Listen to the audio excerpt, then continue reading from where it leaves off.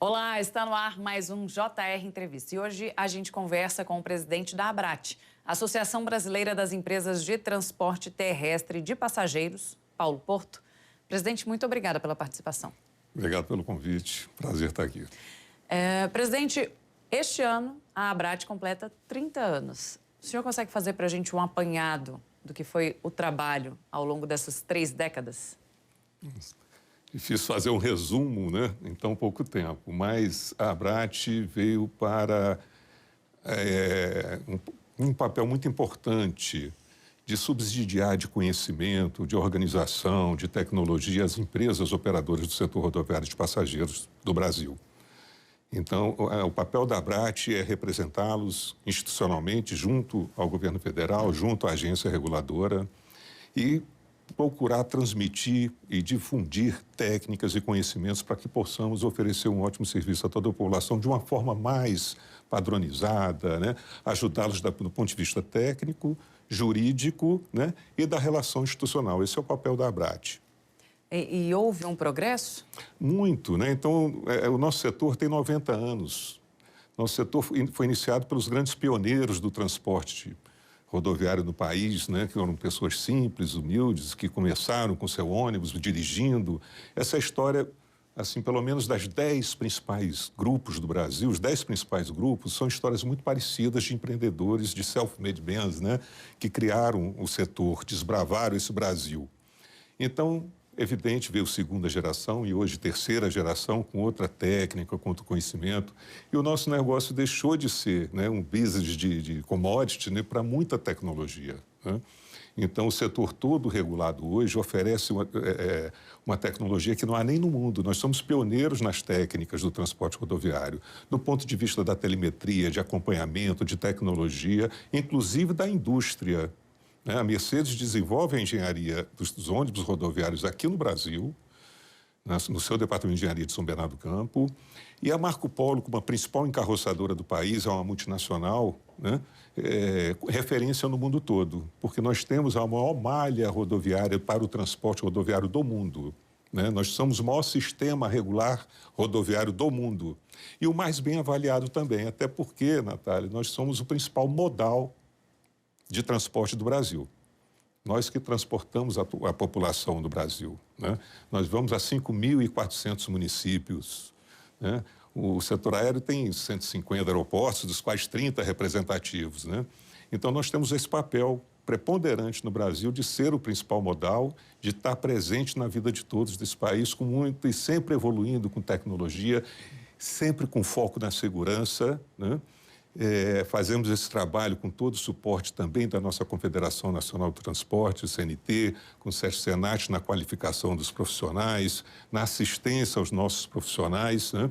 Mas principalmente essa pesquisa, desenvolvimento tecnológico e levando a técnica à nossa atividade, isso traduz em transporte de qualidade, seguro, e de baixo custo, do ponto de vista, quanto mais tecnologia desenvolvendo, baixando o custo, teremos passagens mais competitivas. E falando justamente dessa questão da evolução, né? A tecnologia atuando firmemente. De uns tempos para cá, a gente teve a questão da pandemia e a gente também tem a questão das startups que estão cada vez mais frequentes. Isso tem impactado de certa maneira ou chegou a impactar profundamente o setor? Veja bem, nós somos um setor regular que prestamos um serviço público de caráter essencial, obrigatoriamente regulado pela Agência Nacional de Transporte Terrestre, pela ANTT.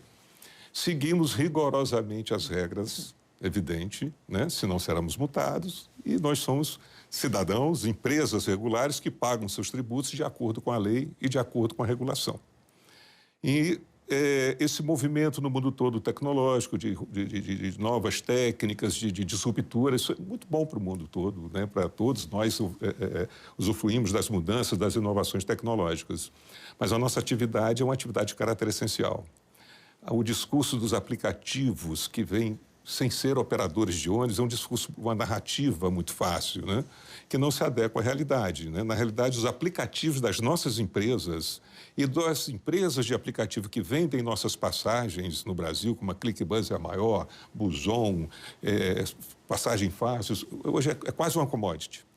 tecnologias superiores a outras que são disruptivas, inclusive. Todas as empresas têm seus sites e seus aplicativos próprios, né? Você adquire uma passagem com um aplicativo hoje, coloca ali na hora de embarcar, você abre o seu QR Code e vai embarcar. Então, essa tecnologia está disponível conosco na operação há muitos anos, né? Mas o impacto negativo são de empresas disruptivas, né? São as duas principais, que vêm ao Brasil com a narrativa de modernidade, de baixo custo, quando não cumpre as regras estabelecidas, o regulamento estabelecido, e fazem outra atividade que não a atividade regulada como a nossa. Vira uma concorrência desleal? É uma concorrência assimétrica, desleal, né? Porque nós temos as obrigações, por exemplo, a empresa regular faz o transporte rodoviário, ela tem uma frequência mínima, ele tem aquele origem e destino, são tantas frequências naquele dia, tendo ou não tendo passageiro, nós não transportamos apenas para o lazer, né? O lazer é só uma parte desses passageiros. Nós estamos transportando pessoas que vão fazer tratamentos médicos, fazer uma hemodiálise semanal, quem vai para a aula todo dia ou semanalmente, o professor que vai dar aula, o médico que vai para aquele interior. Então, é um serviço estruturado de atendimento universalizado. Por isso, obrigatoriamente regulado. Se for desregulamentado uma atividade econômica como outra qualquer, eu vou ficar só nas melhores linhas, né? Rio-São Paulo é mais fácil, né? Do que você ir para o interior, ir para os estados com menor renda e que não tenham estradas tão boas, né? Então, não é esse caso, né? O nosso sistema, todas as empresas atendem linhas ótimas, linhas menores, mas há uma compensação na operação, um equilíbrio nessa operação. E isso é o papel da agência de regular e fazer com que essas empresas regulares, que são autorizatárias, prestem esse serviço de forma universal, fazendo o atendimento de todos os municípios e oferecendo tarifas competitivas. É liberado, porém, nenhuma empresa, nenhuma linha hoje no Brasil há um atendimento de uma apenas empresa. Então, há concorrência. Nas grandes linhas e capitais, há concorrência, inclusive, com o setor aéreo, com o transporte individual. Então, há modulação. Até onde você pode chegar com o preço? Você está no mercado, né? Mas há uma régua de qualidade que a NTT exige. Eu tenho que ter aquele ônibus até aquela idade, eu tenho que prestar aquele serviço, as condições de mecânica do ônibus são reguladas e fiscalizadas, né? Então, acho que esse é o grande papel que a ABRAT ajuda a fazer com que todas cumprem e facilitem esse processo, né? Para oferecer um transporte de qualidade, seguro e sempre com inovação tecnológica. A inovação vem trazer competitividade.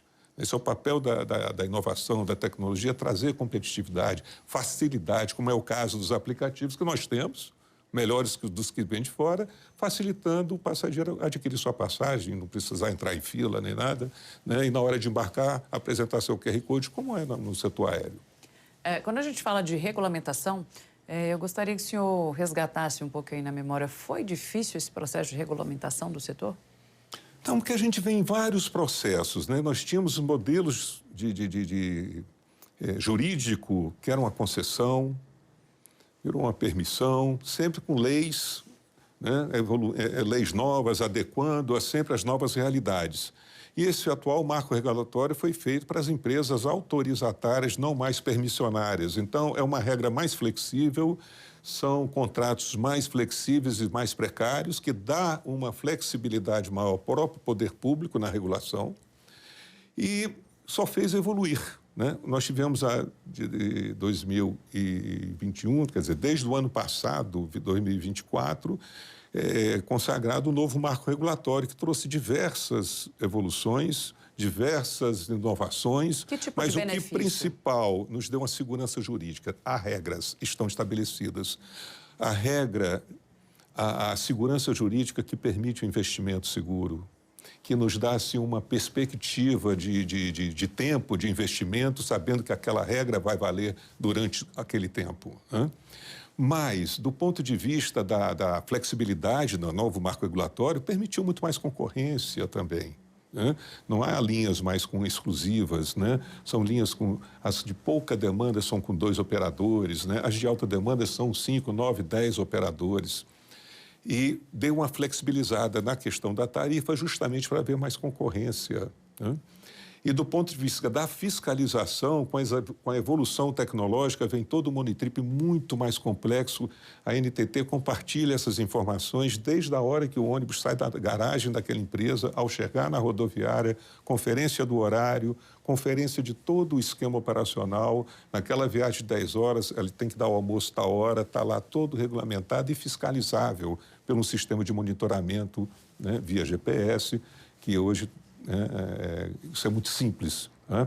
Mas coisas que não haviam, né? Uma revolução, se pensar em 10 anos atrás, são tecnologias disponíveis que são compartilhadas para gerar segurança e facilidade de fiscalização regulatória, né? Quando o senhor fala em tecnologia, a gente tem essa questão da fiscalização regulatória, mas também tem o investimento no próprio transporte, não é isso?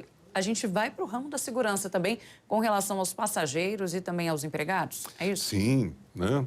A gente visa em primeiro lugar a segurança do passageiro, transportamos vidas e sempre um acidente que está na nossa atividade, essas possibilidades, os imponderáveis, né? É a pior coisa para a empresa. A gente trabalha trabalhando, buscando formas de minimizar os riscos, né? Reduzir a possibilidade dos riscos de acidentes. Então, nós temos tecnologias ótimas hoje de acompanhamento do próprio motorista, da telemetria, das câmeras de sensibilidade que detectam o cansaço, né, a exaustão do motorista em plena atividade, na mesma hora acionam-se ferramentas que ele vai ter que parar no próximo ponto, né, que o despertam. E isso também aos passageiros. Hoje você não vê mais assalto em ônibus, nós tivemos um período muito ruim, mas o que isso combateu? Tecnologia, câmeras, todas essas ferramentas são ligadas online com as empresas, com as suas salas de operação, e essas salas de operação têm facilidade em comunicação com a Polícia Rodoviária Federal. Então, tem todo um arcabouço de segurança que as empresas regulares possuem, né?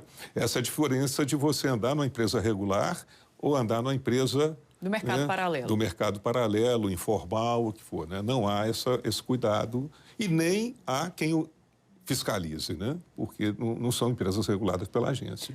Hoje em dia, ainda existe esse mercado paralelo e pessoas ainda optam muito pelo transporte clandestino. Pagar mais barato em uma passagem compensa ou não?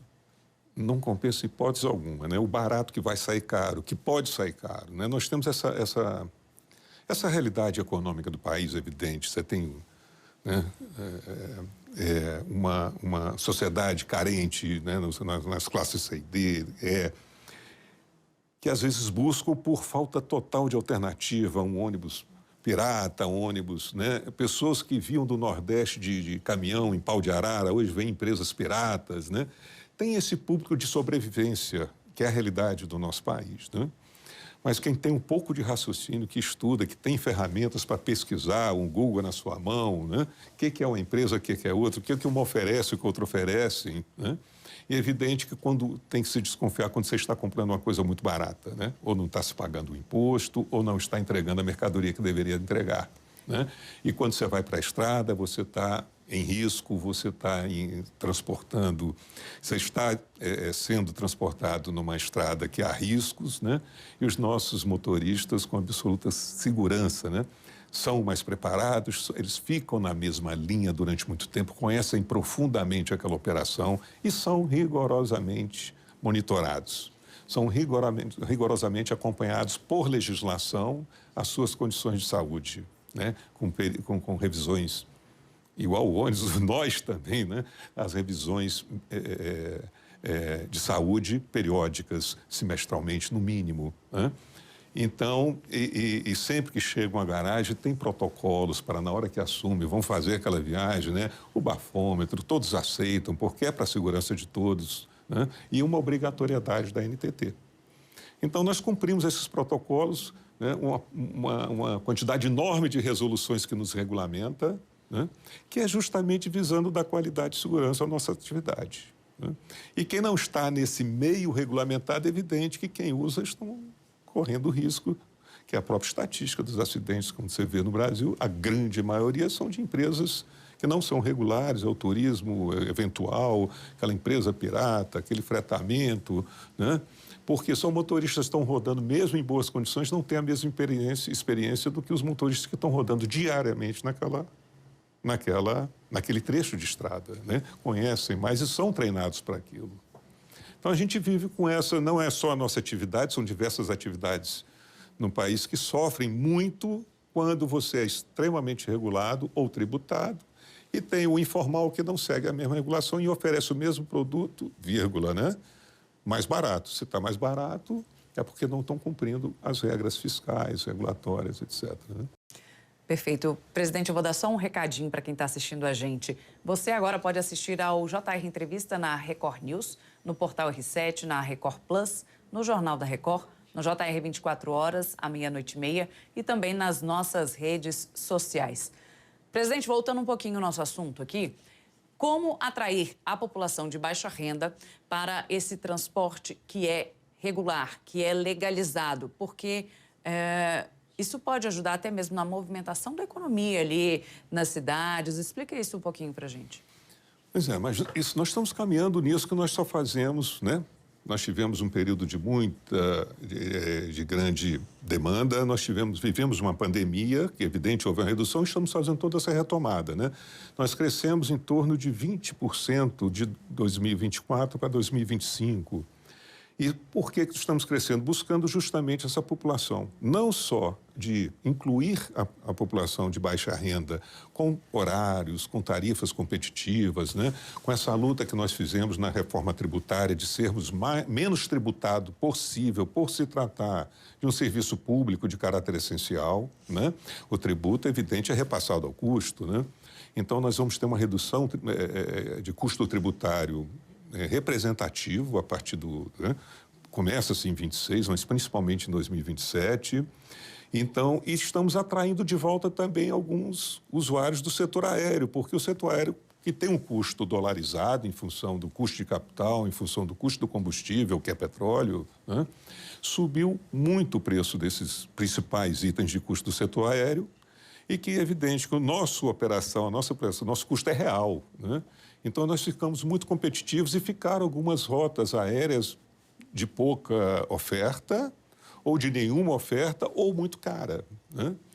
Então, acho que nós ocupamos esse espaço, principalmente oferecendo qualidade, né? Para esse tipo de público do setor aéreo, por isso que voltou a ser, com muita frequência, em todas essas ligações, voltou a ter grande demanda para os horários com leito, ônibus-leito, até com ônibus-cama, né? E quanto menos lugares, mais caro, evidente, mas há uma demanda do passageiro que vem do aéreo, que está achando desconfortável o aeroporto, ou que é muito caro, né? E que viaja frequentemente e que adorou viajar de ônibus, né? Ah, é um pouco mais demorado, depende se a distância for curta ou de médio, pode até fazer no mesmo tempo, em função de você não perder tempo em aeroporto e etc., aquelas chateações todas, né? Além de conhecer bem o Brasil e ver essa nossa geografia, né? Que são sempre viagens que são históricas, que ficam na memória da gente, conhecendo as estradas. Todos, de alguma forma, têm alguma história nesse sentido, né? E criam um afeto com o ônibus em função disso, né? Então, eu acho que nós estamos bem competitivos em relação ao setor aéreo e, evidente, quanto mais longa a viagem, né, menor renda é o usuário, porque realmente a de longa distância, o aéreo ele é mais competitivo. O avião gasta muito combustível ao levantar, ao decolar e ao pousar. Quando é viagem curta, o avião é muito caro e a gente ocupa esse espaço com muita competência, né, oferecendo essas qualidades e cada vez inovando mais, né, para poder atrair esse público também, não só dos horários de baixa renda, de low cost mesmo, que fazemos diversos horários nesse sentido, muito competitivo, né? E os horários que também você atinge uma outra demanda com ônibus de boa qualidade, leito, etc.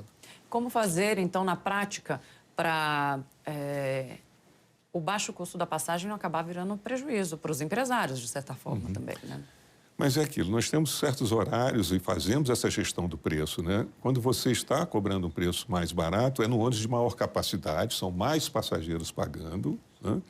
Aproveitando voltas de pouca demanda, você reduz preço para poder ocupar aquele horário, e a gente vive do preço médio, a gente vive de uma receita média, né? Então tem que ser inteligente de saber ocupar aquele espaço de menor renda com ônibus de maior capacidade, né? E com isso mais passageiros financiando aquela viagem, né? Então é assim que se dá essa equação econômica, né? Então quando você tem cama, são poucos passageiros, 20 passageiros naquele horário, estão pagando mais caro do que os 60 daquele horário no outro ônibus que tem 60 poltronas, né? Então, essa inteligência de preço também foi nos permitida por nova regulação mais moderna, que nos permite preços liberados, vírgula, que você vai o preço aos limites da defesa do consumidor, no limite da competitividade, né, e das concorrências que você está ali naquele momento sujeito. Perfeito. Né? Nós vamos... Não, é o que eu deixei de falar. Nós temos hoje que funciona melhor do que um avião, tudo que o passageiro quer. Boa internet, né? Carregadores nos ônibus, né? E dali toda a diversão hoje está no celular do passageiro. Então, isso também ajuda para passar o tempo e tornar a viagem mais agradável. A gente está próximo da COP30 e eu gostaria de saber se o setor tem se programado ou investiu de forma mais robusta na preparação de transporte ali para aquela região norte, para o estado do Pará, ali em Belém. Como é que está a realidade no momento? Veja bem, o nosso setor é muito bem preparado sempre para essas situações de eventos específicos, né? Esporádicos, sazonais, né? Sempre temos alta e baixa estação, frotas flexíveis para isso. Então, as empresas que operam toda aquela região, todas as ligações para Belém, já estão se preparando desde o início do ano com a sua renovação de frota para poder atender essa alta demanda que nós teremos para Belém no período da COP, né? Então, acho que não haverá problema nenhum e dando prioridade, inclusive, às frotas novas, né, mostrando que o Brasil também é signatário desses acordos ambientais, né, do mundo todo, principalmente da Europa, e que nós temos carros que emitem, que estão dentro dessa legislação do Euro 6, que é a atual legislação vigente, né, a regra vigente de emissão de gases, e que nós temos uma frota enorme já de Euro 6 que vão ser prioritários para essa operação, mostrando o exemplo do Brasil, que tem essa preocupação ambiental, que nós contribuímos para o mundo, né, não só produzindo oxigênio com nossas florestas, mas também não poluindo. É um padrão internacional, então, que deve ser, que os senhores seguem. Isso, são as regras, né, que o Brasil é signatário na produção de motores a combustão, né? E que tem um regramento de emissão de gases, né? Então, o padrão Euro 6 já a emissão é mínima, né? Para não dizer que é zero, alguma coisa de gás carbônico na emissão desses motores Euro 6. Fazendo um pouquinho esse comparativo internacional, presidente, a gente tem o Brasil com uma dimensão continental e temos, por exemplo, a Europa, né? Lá o principal meio de transporte lá, a questão ferroviária. Aqui no Brasil, nós temos o setor de transporte de passageiros como um modal principal também aqui no Brasil, diferentemente lá da Europa? Isso. Então, nós temos aqui no Brasil o principal modal de transporte de passageiros é o transporte rodoviário. Enquanto na Europa é o ferroviário e o aéreo. O transporte rodoviário na Europa é um transporte complementar, né, que leva daquele aeroporto ou daquela estação de trem às cidades menores. Então, por isso mesmo, nós somos inovadores, estamos à frente em tecnologia, porque nós consumimos muito mais, tanto a indústria como o passageiro consome mais o transporte rodoviário. Nós somos referência em motores, nós somos referências nas chassis, somos referências nas carrocerias e inovamos mesmo com os ônibus de melhor qualidade por serem mais utilizados no nosso modal principal, né? O setor aéreo aqui atende as principais capitais, os grandes, né? Os aeroportos são 30 importantes, 150 aeroportos no país, enquanto a gente, né, o setor rodoviário atende a 5.400 cidades, né? E como nos Estados Unidos, o principal modal é o aéreo, disparado, também alguma ferroviário, e é um transporte rodoviário também complementar, com outras características que não são tão importantes na economia como é o nosso, né? Nós movimentamos a economia do Brasil dentro dessa mobilidade que nós oferecemos e é o serviço público mais bem avaliado do Brasil, é o transporte rodoviário de passageiros. Há alguma região brasileira em que seja necessário um maior investimento ou que os senhores esperam um acordo, até mesmo com o governo, para desenvolver melhor esse trabalho e poder ter mais acesso à população? Não vejo especificamente uma outra área que são pontuais, né? São todos...